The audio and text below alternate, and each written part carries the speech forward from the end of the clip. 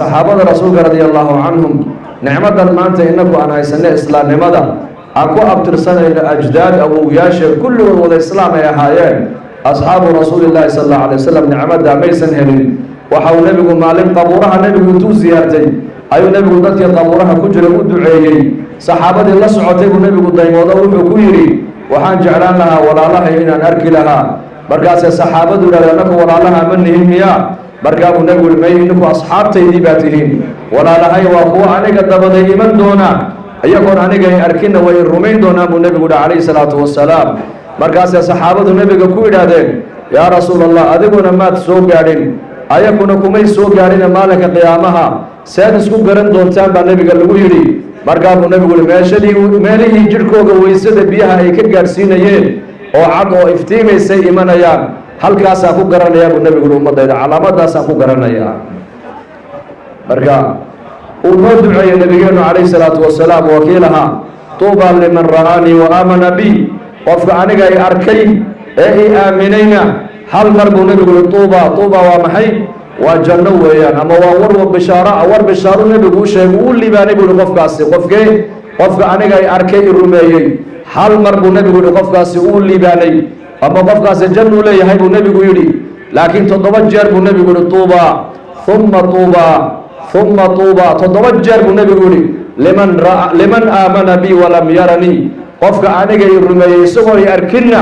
7 jeer buu nebigu yihi qofkaasi uu libaanay buu nebigu yihi calayhi salaatu wasalaam ikhwaanii wa akhawaatii walaalayaal dhammaantiin islaamnimada ilaahay nagu galladaystay waxaa la doonayaa inay diinta islaamka wax walbay nagala weynaato oo diinta islaamku ayna naga noqon sheegashe ay diinta islaamku naga noqoto maaragtaane camalfal qofka muuminku been ma sheego muuminku fulo ma noqon karaa haa uu noqon karaa buu rasuulku yidhi muuminku bakhayl ma noqon karaa haa uu noqon karaa buu nebigu yihi sal allahu alay wasalam muuminku been ma sheegi kara buu nebigu yihi muuminku been waad ogtihiin zamankana beenta waxay noqotay ilbaxnimo ree magaalnimo muuminku been ma sheega buu nebigu yihi muuminku beenta iyo iimaanku isma galaan labadaasi isma galaan haddaad ballan qaadaana ciddaad ballanka u qaadeen u buuxiya buu nebigu yidhi haddii ammaano laynii dhiibtana ammaanada ilaaliya buu nebigu yihi calayhi salaatu wasalaam 3 ummaduhu way ku jiraan 3na ummaduhu way ku dumaan baa la yidhi 3 khasladood 3 sifa haddii ummad meel degan laga helo ummaddaasi way riiq dheeraataa way barakowdaa horumar bay gaadhaa nabad bay helaan cadaalad bay helaan cizi bay helaan 3 arrimood haddii ummad laga helo haddii madaxdeeda laga helo oo dhallinyaradooda laga helo oo odayadooda laga helo oo haweenkooga laga helo oo ubadkooga laga helo oo cuqaashooda laga helo oo salaadiintooda laga helo 3da haddii ummad laga helo ummaddaasi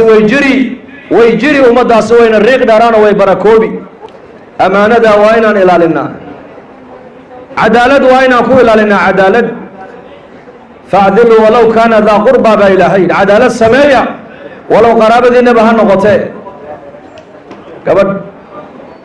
reer madiina ayaa cahdigii nebiga sal allahu alay wasalam ayaa dembi bay gashay ku dhacday xadka ayaa la marinayaa markaasay saxaabadu yidhaahdeen gabadha xadka ha laga dhaafay waa gabadh shariifade ayaa nebiga u sheegay calayhi salaatu wasalaam waxaa la yidhi nebigu dadka saxaabadu wuxuu ugu jecel yahay usaama binu zayd buu ugu jecel yahe usaamaha loo diro usaama ha u sheega buu yidhi ayaa la yidhi markaasuu usaama binu zayd baa nebiga u yimid sal allahu alay wasalam deedna markaanuu nebiga u sheegay markaasuu nebiga wejigiisii baa bedelmay atashfacu yaa usaama ma waxaad ergo u tahay xad xuduudda ilaahay ka mida in la mariyo ayaad adiguna ergo uga taho gabadha xadka in laga dhaafo miyaad rabtaa markaa buu nebigu yihi calayhi salaatu wasalaam ummadihii inaga horreeyey wixii lagu halaagay baa nin sheegi kooga daciifkaa haddii uu dembi galana xadkay ka jarayeen oo way marinayeen kooga maaragtaane shariifkana way ka dhaafayeen wallaahi baa ku dhaartee buu nebigu yidhi faaduma bintu muxamed hadday wax haddo ilaahay kamaba yeelin kamana yeelee gacantaan goyn lahaa buu nebigu yihi calayhi salaatu wasalaam saasaa nebigeennu xuduudda bini aadamka iyo cadaaladda u ilaalinayay qofka muslimka waa inuu ahaadaa qof cadaalad samaynaya iyaad cadaaladda u samaynaysaa ubadkaaga cadaaladda u samayba shareecaddu ku leedahay haddaad laba xaas aad leedahay reerahaaga cadaaladda u ilaali. nin baa nebigu yimid oo ku yidhi yaa rasuul allah ilmahaygii hee faraskaa isaga ayaa ku deeqoo siiyey. markaa buu nebigu ku yidhi inamadaadoo dhan faraska iyakana mid midma u wada siisay. markaasuu yidhi maye isaga ayaan jecelaho waan u gartoo waan siiyey. markaa buu nebigu yidhi anigu cadaalad darro markhaati ka noqoni maayo, ama wada sii ama ka wada daa buu rasuulku yidhi. xuquuq waa gooni, cishqiga jacaylkuna waa gooni. camar binu caas saxaabigii la odhan jiray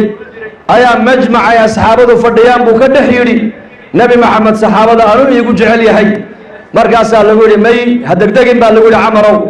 may anuu nebigu dadka iigu jecel yahay, maya ka daa iwaan weydiinaya waad arki doontaan. salaaddii markii laga baxay nebigu ummadda calayhi salatu salaam wacdinaya ayuu camar binu caas gacanta taagay. yaa rasuulallah su-aal baan qabaa, su-aashaasi waa maxay? dadka ayaad ugu jeceshahay bal ii sheeg. markaa buu nebigu yihi caaishaan ugu jecelahay buu yidhi. ceeb ma aha jacaylku, cishqigu waa gooni, xuquuqda in la ilaaliyana waa gooni. waa la weydiiyey nebiga dadka ayaad ugu jeceshahay? caaishaan ugu jecelahay buu rasuulku yidhi. markaa buu camar u xishoodo wuxuu yidhi xaasaskaaga ma aha, raggaa ka hadlayaa saxaabadaada. markaasuu nebigu yidhi aabbaheed baan ugu jecelahay. markaasuu yidhi haddana cumar binu khadaab buu nebigu yidhi halkaa markaan maraya saddexdii qofe u horreysa aan iska waayey ayaan iska aamuso waxaan ka baqa inaan noqdo qofka ugu dambaysu nebigu saxaabada ugu jecel yahay. jacaylku waa cishqigu waa gooni, laakiin xuquuqda in la ilaaliyana waa baab gooniya. lidaalika xaasaskeenna xuquuqdooda waan ilaalinaynaa, ubadkooga xuquuqdooda si midaataan u ilaalinaynaa, u kala eexani mayno. mas-uuliyadda ummadeed hayso intay doonayba ha noqotee waa inaad u cadaalad samaysaa. saddex khasladood oo khisaalka aan soo sheegnay ka soo horjeeda hadday ummaduhu la yimaadaan ee ku dhaqmaan, ummaduhu saddexdaana way ku dumaan. dulmiga iyo khiyaanada iyo beenta. nin boqora ayaa jiri jiray, qasri buu dhistay, qasri muddo dhan baa qasriga la dhisaayey. maalintii qasrigii faraha looga qaaday ayaa la yidhi waan dhammayna kaale naga guddoon. jidka uu sii marayey ee qasrigiisa loo marayey aqal yaroo cariishoo buula ayaa ka dhisan, cariish baa ka dhisan. boqorkii baa yidhi aqalkan ayaa leh, waxaa la yidhi islaan duqa ayaa leh, islaan duqa ayaa leh. aqalkan aqalkaygu iga bahdile cagaf mariyo qaada buuri, gebigiisaba buurka tuura buuri. islaantii duqlahayd ma joogto, way timiday, galabtii bay timiday. meeshii waxay arkeen waddaa laga dhigay meeshii. markaasay xaggan ka wareegtay, way weyday aqalkeedii. xagganay u wareegtay, way weyday. wax xataa qorye iyo wax ka hadhay way weyday. askar baa u timid oo waxaa lagu yidhi ka dhaqaaq meesha eeyaa. markaabay tidhi maanigaa qaldan mise dhulkii baa la rogay? maya dhulka lama rogino, dhulku waa sax weeyaane xaa kaa maqan sheega baa lagu yidhi. markaabay tidhi aqal cariish oo buula ayaan meesha ku lahaa ayaa iga qaaday, maad aragteen? waxaa la yidhi waad war laadahay, saaka waa lagu waayey. boqorkii baa yimid oo yidhi aqalkaygiibu fool xumeeye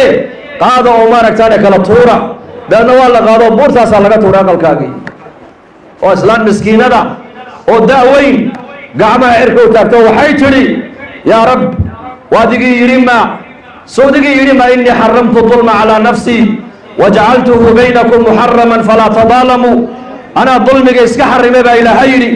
ilaaha khaaliq ee rasaaqa ayaa ku yidhi addoommahayga ma dulminayo, dulmigaa dhexdiinana xaaraan baa ka yeele ha isku xadgudbina baa ilaaha yidhi. yaa rabbi anigu haddaan maqnaa adu miyaanad joogin markii lay dulminaayey, maxaad addoonka iga qaban weyday bay ku tidhi. duco badan may ducaynin, erayadaasay ku ducaysatay, laakiin waa hadal qalbiga ka soo baxo. waxay tidhi yaa rabbi adigu miyaanad joogin bay ku tiri markii xoolahayga sidaa loo galaayey, aqalkayga marka buurta laga tuuraayey adu miyaanad joogin? sawdigii yidhi anigaa dulmiga iska xarimay, mise lay dulma adu maanad joogin? ilaahay tabaaraka wa tacaala waa caadil,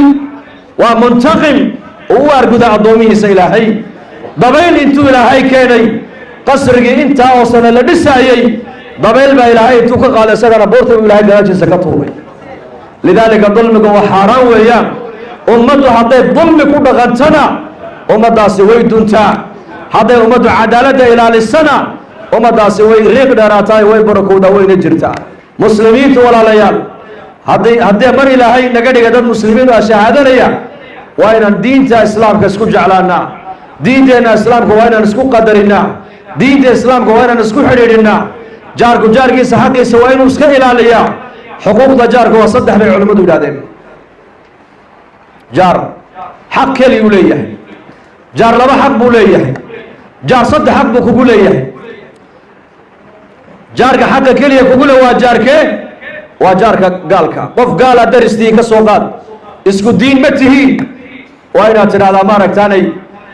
xaqii jaarnimo kugu leeyahay jaarkaaga xaqiisa ilaali cabdullaahi bin cumar bn khadaab radia allahu canhuma ayaa dariskiisu nin yahuudiya ayuu ahaa cabdullaahi markuu ka yimaado masaajidka reerkiisa wuxuu ku odhan jiray cuntada aad kariseen jaarkeena wax mauga geyseen buu odhan jiray bal firs waa yahuudi nin yahuudiya ayaa yidhi aqalkayga waan gadayaa layga iibsado waan ka guurayaa dalke oo waan bedelanayaa dhulke markaasaa lagu yidhi qiimihiisu waa imisa waa 120 kun oo dirham buu yidhi markaasaa lagu yidhi aqalka qiimihiisu waa 20 kun boqolka xageed ka keentaa lagu yidhi boqolku waa runtii aqalka qiimihiisu waa 20 laakiin boqolku waxa weeyaan sheekha dariska ilaah darisnimadiisa boqolku ku iibinayaa buu yidhi waana kuma sheekhaasi waa cabdullaahi ibn mubaarak allah u naxariiste qofka muslimka akhlaaqdaada waa inay gaaladu diinta ku soo gasho saad xuquuqdooda u ilaalinaysid waa inay diinta islaamka ku jeclaadaan tani waa addoontii kani waa addoonkii ha odhanine kani waa bani aadam oo ilaahay baa karaameeyey adigaa lagaa rabaa islaamnimada ilaahay kugu deeqay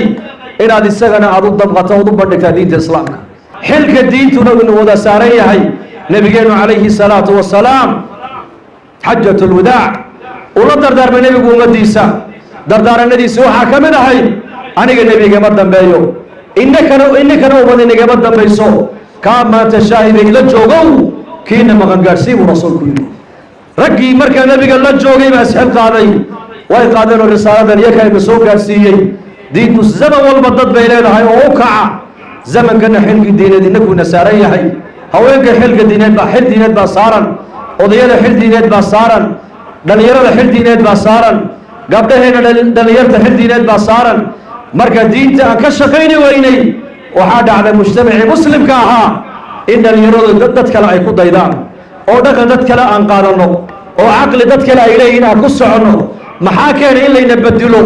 maanta waad ogtihiin mujtamaca islaamka meeshay doonayba ha joogaane waa layna bedelay waa layna saameeyey maxaa lagu saameeyey dadka dadaalaya waxay wadaan baa ku soo geli adigu laakiin haddaad dadaali lahayd xaqa adigu aad wadda ummadda kala gaari lahaa naftayda iyo lafihiinnaba waxaan ugu nasteexaynayaa inaan diinta dadaalkeega aan u kacno oo aan culammada keliya iyo mucallimiinta iyo ducaadda keliya aan ku eegine haweenkeenna dhallinyaradeenna madaxdeenna mijaheenna caamadeenna culammadeenna tujaarteenna fuqaradeenna inaan diinta dadaalkeega gacmaha isku qabsanno oo nidhaahno wactasimuu bixabli illaahi jamiican inaan sidaa diinteena u wada kacno insha allah wada diyaar garooba insha allah soo diyaar ma nihin insha allah